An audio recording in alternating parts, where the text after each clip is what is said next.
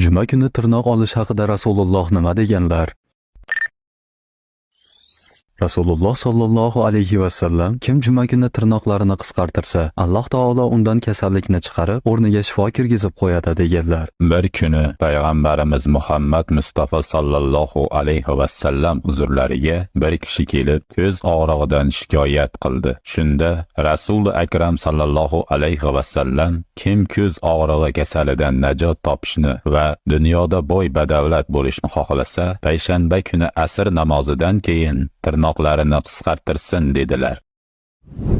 Shu o'rinda tirnoq olishning tartibi haqida ham bilib olsak. Xatul Axbor kitobida tirnoq olish tartiblari bunday bayon qilingan. Tirnoq olish o'ng qo'l ko'rsatkich barmog'idan boshlab bosh jimjilog'igacha olinadi. So'ng chap qo'l jimjilog'idan boshlab bosh barmoq tirnog'i olib, oxirida o'ng qo'lning bosh barmog'i tirnog'i olinadi.